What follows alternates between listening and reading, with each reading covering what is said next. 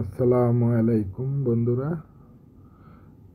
দীর্ঘদিন প্রায় 3-4 দিন ধরে টানা বৃষ্টিতে আমার ফ্লাইংয়ের অবস্থা একটু আপনাদের মাঝে জানাই, দেখাই।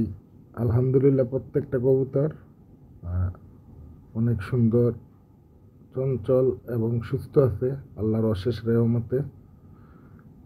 কবুতর সুস্থ থাকার জন্য আমি যে জিনিসটা সবচেয়ে বেশি প্রাধান্য দিই, 2012 সাল থেকে কবুতরকে ভ্যাকসিন করতে হবে। কবুতরকে ভ্যাকসিন করালে, ন্যাচারাল পদ্ধতিতে কবুতরকে বড় করলে ইনশাল্লাহ কবুতরের রোগ বালা মুসিবত ততটা আসে না।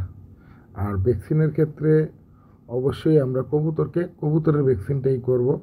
এই কারণে করব, পিএমবির যে মুরগির লাইভ ভ্যাকসিনগুলো আমরা অনেকেই করি, এগুলা রানীর ক্ষেতের যে টাইপ আছে, আর মুরগির রানীর ক্ষেত্রে যে টাইপ আর কবুতরের রানীর ক্ষেত্রে যে টাইপ, দুইটার মধ্যে একটা ভিন্নতা আছে।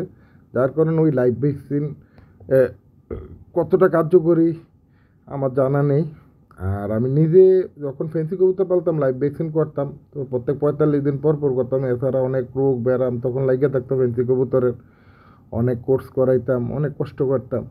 কিন্তু রেসার যখন 2014 সাল থেকে 15 সাল থেকে ভ্যাকসিন করা কন্টিনিউ আরম্ভ করলাম, এইগুলো আমার মেইল দেখেন আলহামদুলিল্লাহ, মেইলগুলো অনেক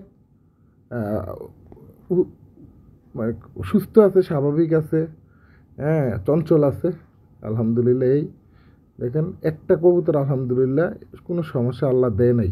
ইনশাল্লাহ আশা করি করবে না, কারণ আমি প্রত্যেক বছর কবুতরকে 2টা কিল ভ্যাকসিন করাই, একটা পিএমবি এরপরে একটা স্যালমোনেলা।